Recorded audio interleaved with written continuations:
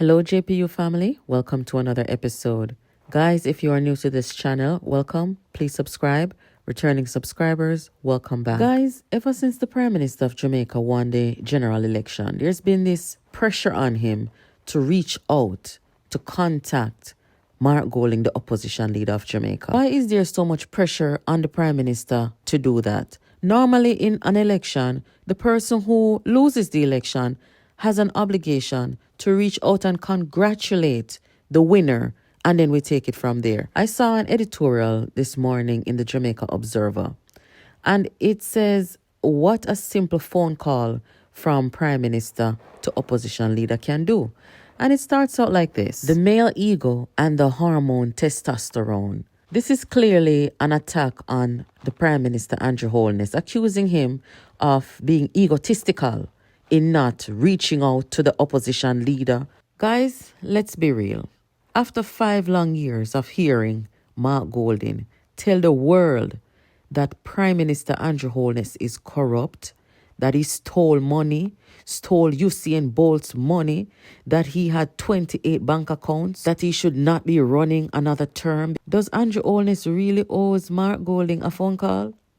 Now that the dust is settling, now that the country has moved on from the general election, should the Prime Minister be, quote, the bigger man and pick up the phone? For 5 long years, Mark Golding has been on a mission, and that mission was to destroy Andrew Holness's credibility.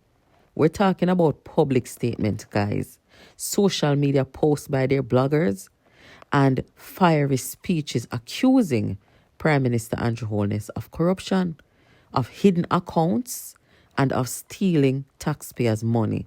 And for 5 years, nothing stuck. No court cases, no evidence, no scandal proven. Just political noise that damaged Jamaica's image, not only locally, but internationally.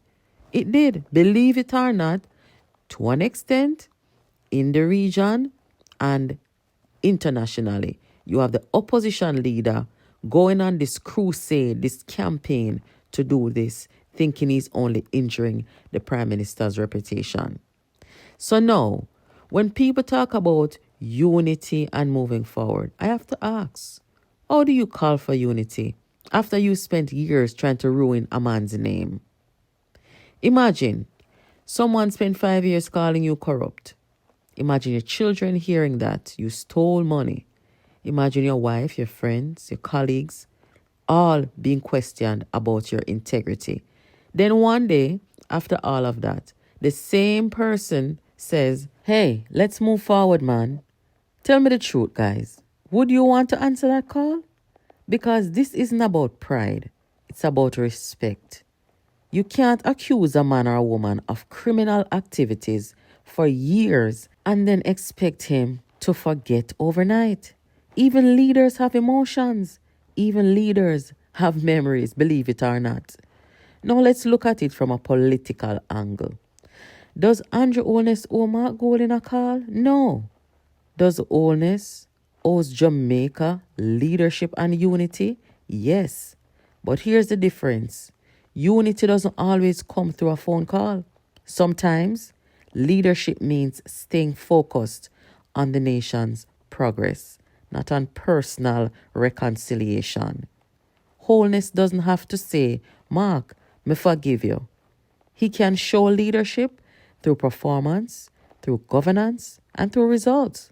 And let's not forget, the same people who would criticize the Prime Minister for not calling Mark Golding would be the same ones calling him weak if he did.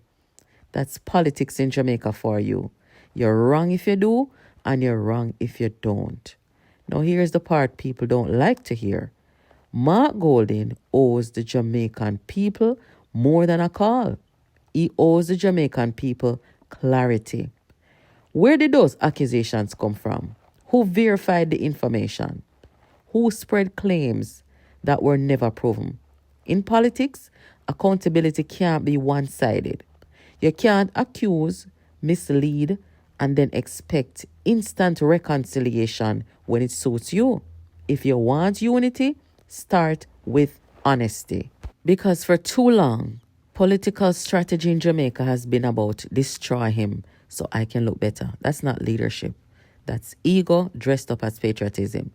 Now let's say this clearly. Andrew Michael Holness is the Prime Minister of Jamaica, the man at the top. And leadership sometimes means rising above pettiness. So yes, if Andrew Holness ever decides to call Mark Golding, it wouldn't be weakness. It would be confidence. It would be saying, hey, you tried to bury me, but I'm still standing and I can still shake your hand. That's power. That's composure. But that decision must come from strength, not from pressure or PR optics. Because if it's not genuine, the public will see through it in seconds. And Jamaica doesn't need another staged photo op. We need real maturity in leadership. At the end of the day, the phone call isn't the issue. The issue is what it represents. It's not about Holness and Golding. It's about whether our politics can evolve beyond name calling and fake scandals. The country needs results, not rivalries. Collaboration, not confrontation. Whether the Prime Minister picks up the phone or not, what matters is whether both sides can put Jamaica before ego. So no, I don't think Andrew Holness owes Mark Golding a phone call. What he owes is Jamaica's progress. And maybe, just maybe, Mark Golding owes the country and the truth a proper explanation, because reconciliation starts with honesty. And until we get that, some phone calls should not be made. I want to say this to the Prime Minister as well. Don't let anybody pressure you to call no man and be no bigger man. A man or a woman must take responsibility from the outset. You go around lying on me. You go around trying to, character assassinate me. For what? For power? You have no class. And therefore, I don't owe you anything. I wish the Prime Minister had it in him. I don't think he wants to do it, but I wish he would. Go out there and say, all of who are tell me about for call man. Uno go tell man say him owe me an apology. Him owe me an apology for trying to destroy my image and destroy my name, my reputation, and the reputation of this country. Uno go and put pressure on him to come and apologize and to clarify. May I wonder to myself, guys, if a true Mark Golding is an Englishman and Andrew Holness is of African descent. Why people are pressure the African man to come call and bow to this Englishman? Andrew Holness, you not have to bow to no man. I tell you. This man owes you and Jamaica a big apology. Or if he has any evidence against you of these claims, he need to put it forward to the country. You know owe this man a phone call, man. Do your work.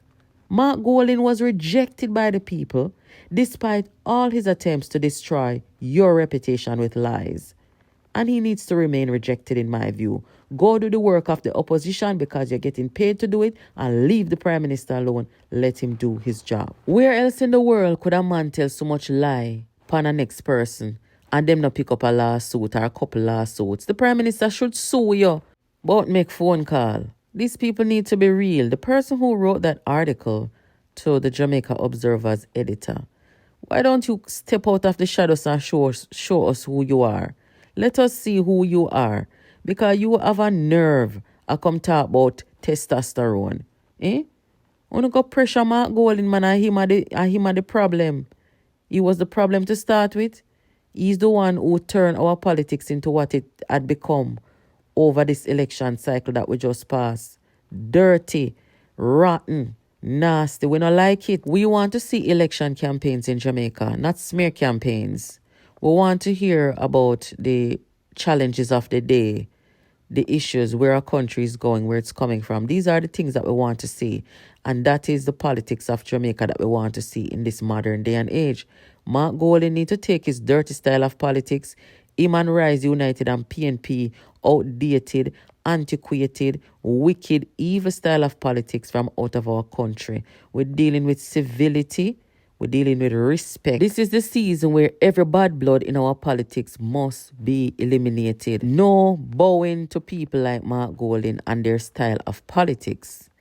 Guys, this is Jamaica Politics Uncovered. Make sure you keep it locked here for all your political breaking news, updates, and reviews. And guys, make sure you subscribe. Please give this video a thumbs up. Thank you for watching and have a great day.